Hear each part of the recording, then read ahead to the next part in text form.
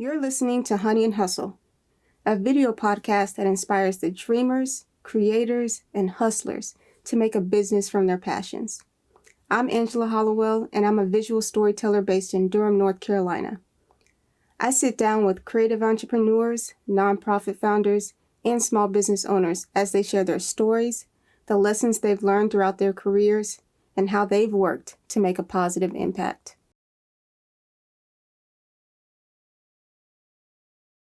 Hey everyone, we are filming season 3 of the Honey and Hustle podcast live at the Durham Bottling Co. right in downtown Durham. We're about to get into a great conversation, but before we do that, I'd really appreciate it if you take a moment to share this episode with someone who you think might get some value from it. Feel free to tag me on the podcast on social media, and I'll be sure to put those links on the video and in the description below. If you're listening to the show, please consider leaving us a review on Podchaser, Apple Podcast, or Spotify. It helps others find the show and lets me know how I'm doing at this video podcast thing. If you'd like to support the show, be sure to check out our affiliate links, shop our merch, and subscribe to the Honey Pot newsletter and this YouTube channel, all at the links in the description. Without further ado, let's get into it. Okay. So the pandemic probably has been treating you really well as a writer since you don't really have to go anywhere. How has it been since you started Black Oak Society around the time of the pandemic? So kind of tell me what that's been like for you and finding venues to express yourself and really get the word out about your thoughts on society and that sort of thing. Yeah, that's a good question. So it was definitely an accelerant for me because, my spouse had a corporate day job, ended up putting, he was on extended family leave, kind of on his way out. And so I had just started writing professionally in July of 2019. Mm-hmm. So at that point, that was kind of the only plan we had for other money coming in besides the family leave money. Mm-hmm. And so I just started taking everything. I went into that black girl hustle mode and just whatever somebody wanted me to write, I was writing black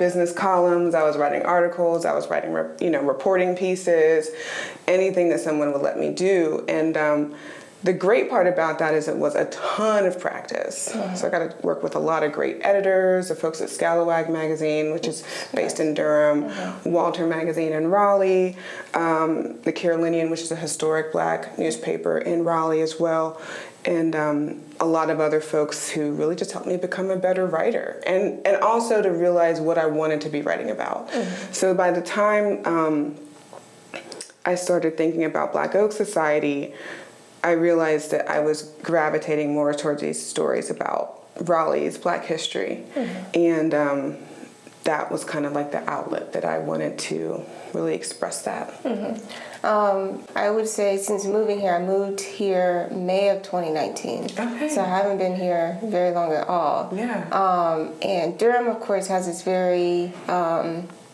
open and honest feeling when it comes to sharing the history of Durham and mm-hmm. Black Wall Street and that sort of thing, and just this culture of entrepreneurship that has been here among not only blacks but immigrants and everybody. But Raleigh is not as openly expressive of its history mm-hmm. and of black people and how that culture has shifted as it's become the capital city and that sort of thing. So talk to me a little bit about, your realization of this lack of expression and how you've been going about telling those stories. Yeah, well,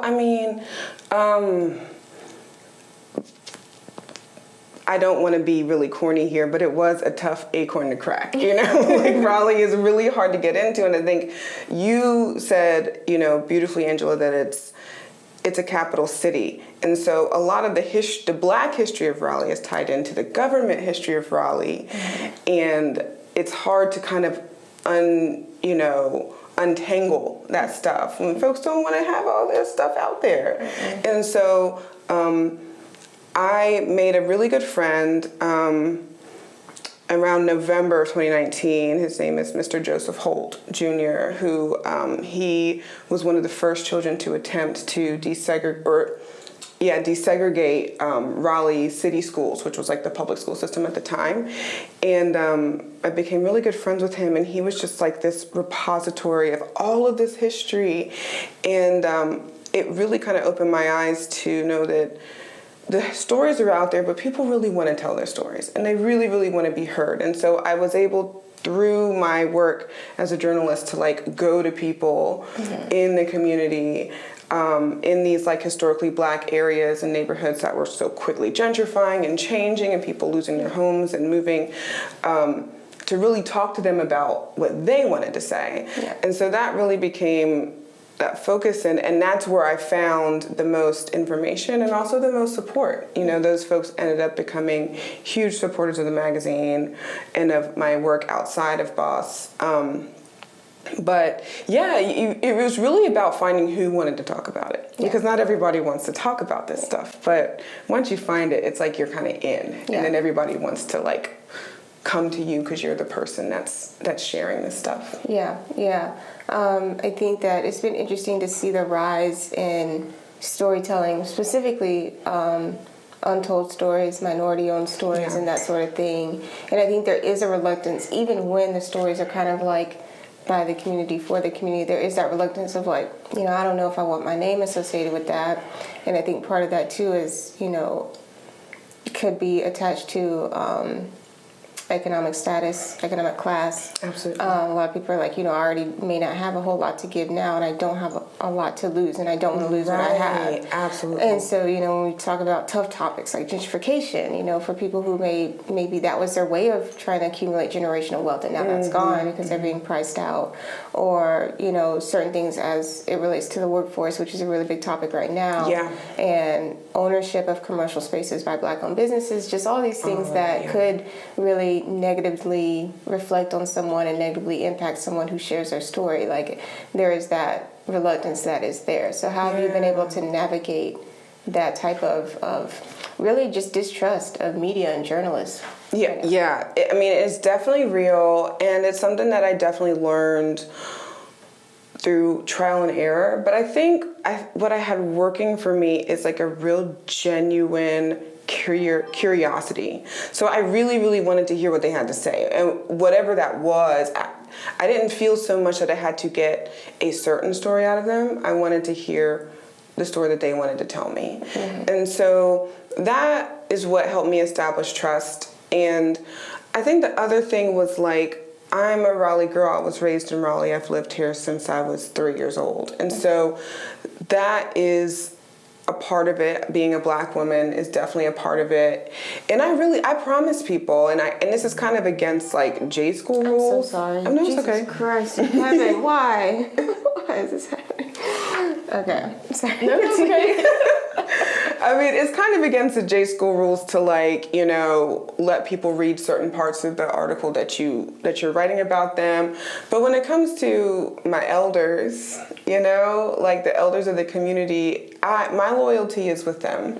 And so thankfully there were people that I came across that kind of helped me navigate that. So I did it properly.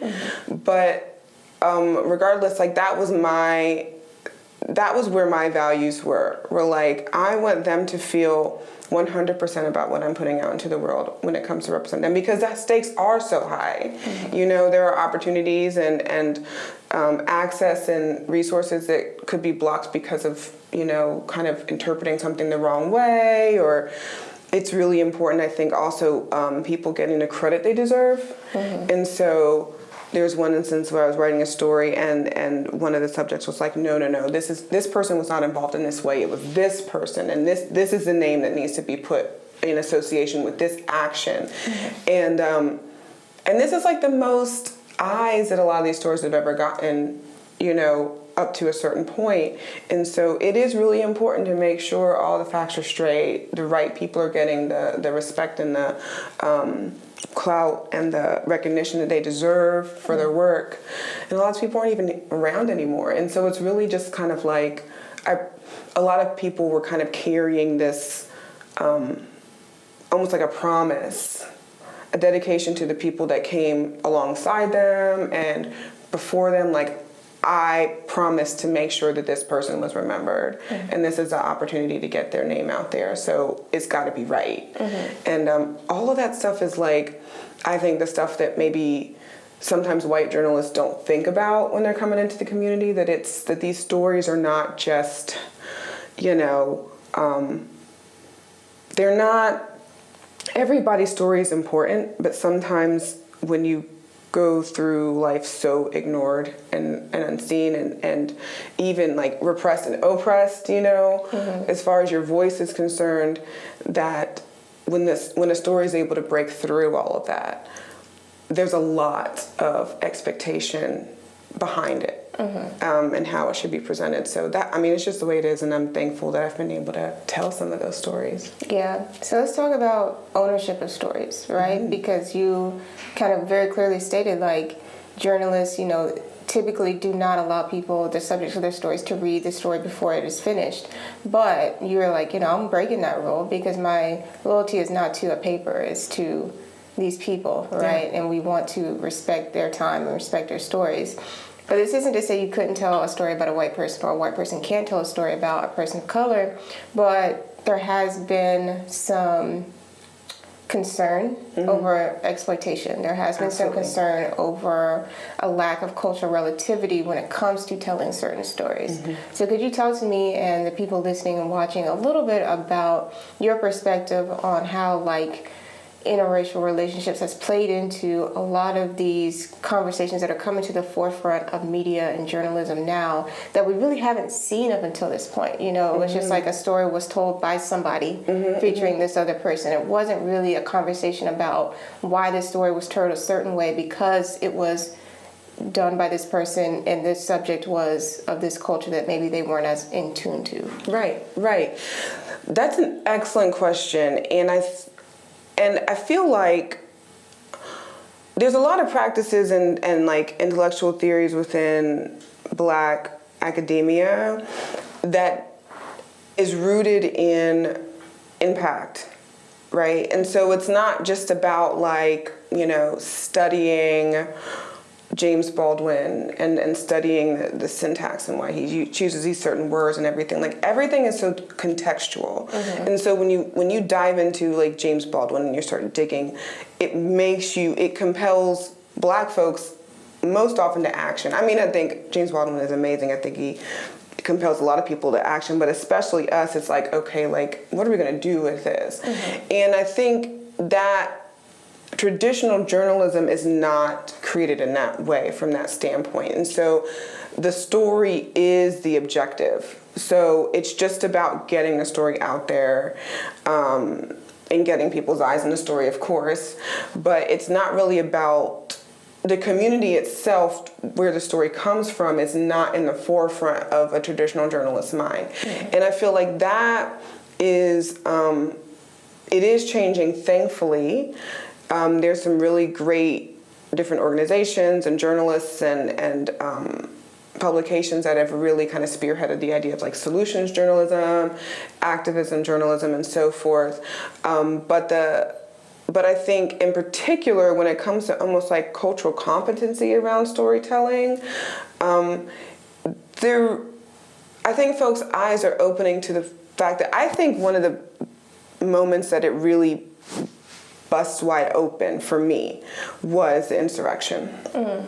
And I know that's kind of later in the game, but it was really one of those, like, defining moments where I remember the day it happened, I popped on Clubhouse and there was a room for Black journalists and reporters, and they were just kind of like really mourning and grieving and kind of like unloading a lot of the emotional weight that they had been carrying before this happened, and then obviously watching it happen. Some of them were on the ground in DC while it was happening. And a lot of what they said is like, we've been saying this has been coming for years. We've been saying it's coming. And that is a unique perspective, I think, for Black folks, because we've always had to have that intuitive ability to sense danger and shifts and changes in white society for our own safety. And so we are able, by survival and microevolution to be able to kind of read the writing on the wall. And if you're not in that space, if that's not your experience, there's going to be a lot of things that you look at much more cynically, much more kind of like passively. And those are the things where we're like, we can't really afford to be passive about that. And so I think in that moment when the insurrection happened, a lot of folks were like taken by surprise. Most of us were not. Most of us were kind of in the place of like kind of the exhaustion and the sadness of wanting to kind of be that, Paul Revere. Like we were that person, but because we're Black, we were ignored, and this is what happened. And it was a really, really powerful reckoning, I think, within the larger journalism community, but particularly within the Black journalism community, of just being like, look, like, we have to trust ourselves, and that means we have to start creating our own outlets, and we have to start finding new ways to reach people, because our side of the story, our perspective is vital to the survival of all of us. Yeah. When we talk about even Black journalists experiencing silencing or manipulation or, just simply neglect on the job. And in this space that is independent media, even still, you have to work pretty hard. I wouldn't say work pretty hard. Maybe that's not a fair assessment, but you do have to put in the work to create a platform that builds trust with your audience. In any case, especially when it comes to reporting news, which, people want to be impartial, but we are learning that is just simply not always the case. Right. Especially, like there are facts, and then there are the contexts that make the facts true. Right. And so in a world of alternative facts and, whatever that means. Yeah, that's a really convenient word. Yeah. In a world of where people construe their opinion and their news and their perspective to also be fact, what are some ways that, you feel or that you've seen that independent creators, independent artists, independent journalists, independent media outlets that are minority focused, minority owned, are working to create a place where being woke or being honest about, the 1619 Project and critical race theory, and being honest about what all of these major buzzwords in media now are becoming and what they mean for not only people of color, but for this country at large. Yeah. Well, I think the interesting thing about language and about the way that mainstream media is handling it is they're just kind of like chasing after the dragon's tail, basically. It's like whatever's trending on Twitter, they're reporting on, and because they're reporting on that right beside things that are actually true.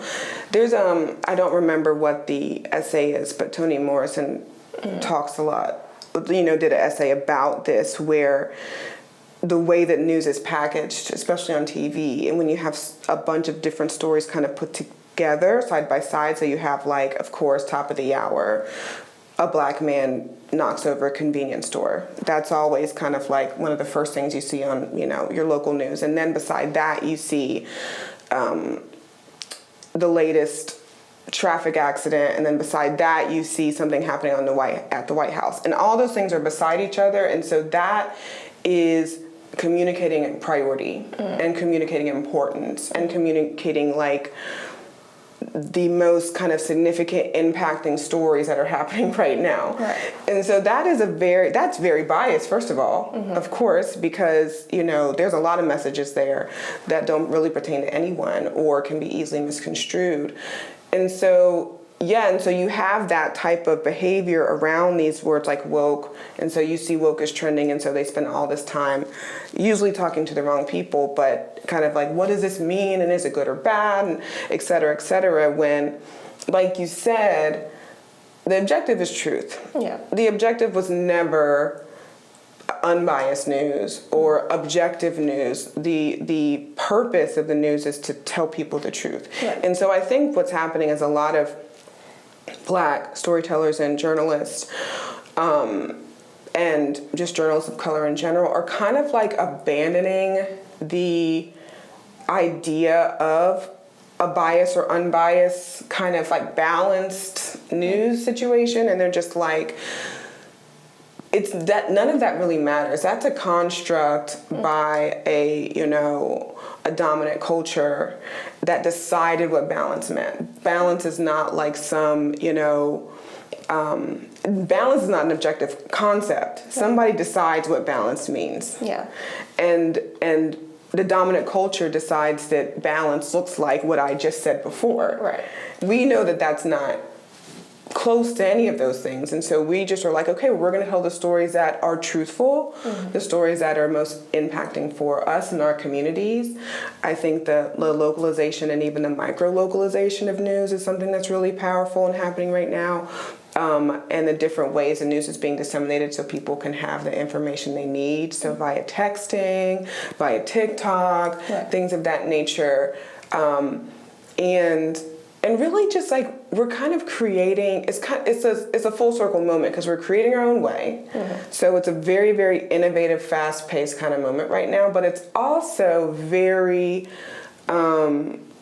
kind of full circle and retro when there was a time where there were a lot of Black-owned radio stations and a lot of Black-owned news outlets, and even like the church program had stories and directories and things of that nature, resources and things that informed the community. Right. So we're kind of getting back to our roots in a way, but of course with all the technology that we have now. Yeah. I do like that perspective. I do think we're getting back to it because I think, like there was a time where, magazines, like my first magazine subscription was Essence. Then like there was this time where Essence kind of like magazines in general, like, oh, people aren't buying magazines as much anymore. Right. You saw a lot less on the shelves in Walmart. That's like not the thing that you see at the checkout counter anymore. It's like snacks or whatever. Yeah. And then now you see this resurgence of the way magazines are being packaged. Now they're not just print. They're also digital. They're also like zines and things like that. So making it more accessible for independent creators, independent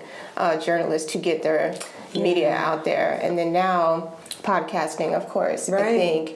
And I dislike this trend, but I do see it happening where people are feeling as though mainstream media, whether that's TV, news, newspapers, magazines, are not being truthful. And so they feel like podcasts are a way where they can have an unfiltered, unscripted conversation about their perspective. And you see a lot more politicians on podcasts. You see a lot more public figures being on podcasts and things like that, because I feel like they can be more honest. And I don't know if that was ever the unintentional podcast, but it wasn't necessarily like this is where you can go to air out your grievances or air out your perspective and just say whatever you want without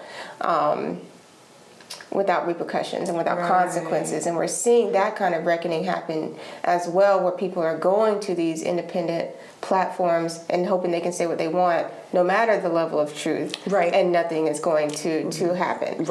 And so when it comes to Black Oak Society and other journalists who are like, okay, listen, mainstream media doesn't want to hear the stories that we're saying, because they feel like, our bias and our cultural perspective on this taints the story, even though it is truthful. Absolutely. And so what has been your, kind of ethos or creative process when it comes to putting out stories that, do have that cultural perspective kind of baked in now and do have that collaborative feel rather than objective kind of distance, that journalists tend to have had in the past when you tell stories? That's like there's a lot of good stuff there. So I feel like it's interesting because we're kind of in the middle of this whole like Joe Rogan Spotify moment, and it reminds me of something that people talked about, but only for a brief second, but the whole Candace Owens Donald Trump moment. Yes. And I think I'm sure I'm not the only journalist out there who was just cursing, just a string of just the worst words coming out, like just the heat of your body coming up watching this happen, because it's like it's making a mockery of what we do. And I think that's what some podcasts out there, like sitting down and having a conversation is not the same as having an interview. Right. Because there's a different objective. And I think there are a lot of folks like a Joe Rogan or others who are really interesting to talk to. They're great conversationalists and they're good at getting people to say like crazy shit. I don't know if we can curse. But what they don't do is they do not have the training or really even the kind of proclivity or whatnot to probe and really like force someone to kind of get to what they really think or what they really mean, and then kind of challenge that to be like, well, this is what other folks are saying, or this is what the data says, or that, you know what I mean? Like the follow-up questions are just so weak that it's not an interview, it's a conversation. And so I think that's why public figures feel so safe, is because if you have any, I'm assuming, because I haven't had media training, but I'm assuming if you've had any semblance of media training, you've been taught how to deal with interviewers, you've been taught how to deal with journalists because they come at their work in a certain way. Well, these hosts don't have that, so you don't have to worry about any of that. You can say whatever you want and get really very little pushback. And so that is a struggle. And I think even, you see what happened with, was it Cardi B recently on a podcast, or Nicki Minaj, I can't remember. But one of them, where they ended up having to sue the podcaster for libel. Oh, was that Ari Lennox? Oh, yeah, Ari Lennox. Yeah, because they're asking questions that are inappropriate. That's kind of the other side of it, right? It's like, you might be dealing with a celebrity or public figure or someone, but you're still dealing with a human being, and that there are ethics around how you handle these types of things. And so all of that to say, I think one of the things, of course, is we're both Black. We have an experience. We're both, femme presenting, and so we have that experience, and there's all these things that we can kind of, because we're creating these types of spaces for each other and ourselves, we can there's like an unspoken like contract between how we're going to treat each other with respect. Like you want to be treated with respect as an interviewer, and as Black people, we're going to treat each other with respect because that's the kind of space that we want. And so that allows it kind of sets the stage in a really beautiful way, which I think allows us to create some really, really powerful spaces for storytelling, because those types of things are already established. And then I think the more folks who come in with the training will allow us to tell more impacting stories and deeper stories. But also we have a storytelling heritage. You know what I mean? Like the oral history part of our heritage, the Black church aspect of our heritage, and actually the educators, we come from a heritage that really, really prizes education and educators. And that's all a part of our DNA. And so I see even the newest kind of folks in the game kind of coming with that sensibility that they really want the truth. And that's just really encouraging. So you mentioned something that I do want to kind of end on here, which is Black women and just kind of who we are as people. And there are a lot of things being said right now in the public, both from a data perspective and from a cultural perspective about, we both probably know this. Maybe people here listening may not know that Black women by demographic are the highest educated, demographic. We know these things about each other. We know what it means to have that Black girl hustle that you talked about and just put our head down at work and just like everything else can wait.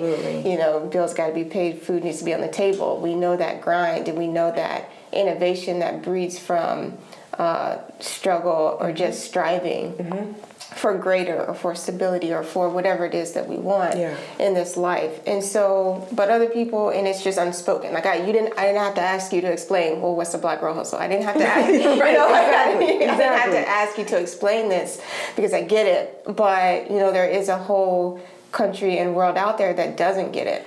right? That doesn't get it, that, only thinks of February as this is my time to highlight the 5 Black women that I know that are doing great. Yeah. They don't see the work that we put in the rest of the year, or they choose not to acknowledge it, right? Right. So when we talk about the perception of Black women as it comes to leadership, when it comes to our ability to innovate, when it comes to our ability to organize, when it comes to, our really just focus on community-driven efforts and impact, right? What are some of your thoughts on, this greater narrative that really doesn't see those values in Black women of leadership? Because I guess in my mind, I'm just thinking of all the pushback that is being given right now for Biden's commitment to nominate a Black woman to the Supreme Court. And nobody's been named. Right. Nobody's been named. But we're already seeing multiple people saying, I don't think they're going to be qualified. I don't think. And it's just like, how can you say, or like, Black women are only 6% of the population. Why should they only be considered? Why should the 94% be ignored? Wow. And ignored is a powerful word. Yes. So, I'm hearing all these things, but I think there is a greater culture that doesn't really get it, doesn't really understand it. But they are the ones that are speaking out right now very heavily. We haven't seen in the popular space, let me just say that. I'm not saying people aren't talking about it. Right. I'm just saying we're not seeing it in the popular space where people are posting or talking about the antithesis of that, of why it's important to have a Black woman considered for the Supreme Court. Yeah, that's a very, very good point. And there's so I think, first of all, the other side of the work I do is I'm a consultant. I work in anti-racism and liberation work. I like to say I'm the liberation practitioner instead of an anti-racism coach because there's a story behind that, but I'll just leave that there. But I think one of the hallmarks and the saddest aspects of white supremacy is a lack of curiosity. Just a general, because if you are superior and you're supreme, what is there you need to know? There's not really anything you need to know that's going to change the fact that you're better than everyone else. And, and this is kind of the white supremacist delusion. And so, of course, there are going to be people kind of coming out with these statements completely unfounded, no data backing it up, or very cherry-picked, poorly curated data, that are, and saying things that are completely untrue, but that's what they believe because they've never really thought about this before. It just sounds like something that they believe that they deserve, that they're not getting. And so that, I think, is the first piece. But I think the second piece that you said about there not being an antithesis out there, the pushback that this deserves, I think is the number one problem with the mainstream media today, is that there's spaces when there's spaces to talk about critical race theory or about this type of situation where anything from Vice President Harris and her capacity to do her work to these judges, et cetera, you hear everything's just so one-sided.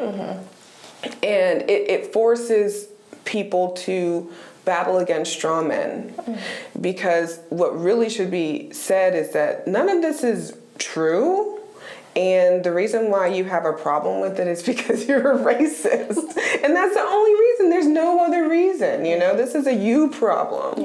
And but that would be the news indicting itself, right? That would be kind of white men holding themselves accountable about their feelings, and that's not a common occurrence. And so we end up in a situation where you're right. And I think I want to pull from something slightly different, but when the Omicron variant was being talked about as coming from South Africa, and then there were all these travel restrictions on South Africa because of that. One thing that I really loved and I got a lot of inspiration from were the South African doctors who were coming on TV and saying, no, this did not start here. We did not create a virus. We have some of the most advanced technology in the world, and we were able to find out what it was and name it. This has been in several other countries, in Europe and South America. even before it was here. Yeah. And yet we're the only ones being treated this way because you are racist. Yeah. We gave you the name and the information, and then you try to screw us over. And I think that is what we need, is folks to do the same thing, is to come on these shows and not even really give credence to this are they or are they not qualified conversation, and come and say, Black women are not especially unqualified to do anything. Right. They can have just the same qualifications, and there would never be a Black woman who'd be nominated who did not have the qualifications to be a judge. Yeah. And so to even make that assumption is just racist. Yeah. And so somebody just kind of calls it out and exposes it for what it is and says, you would never say that about anyone else. Yeah. We literally have an unqualified justice right now.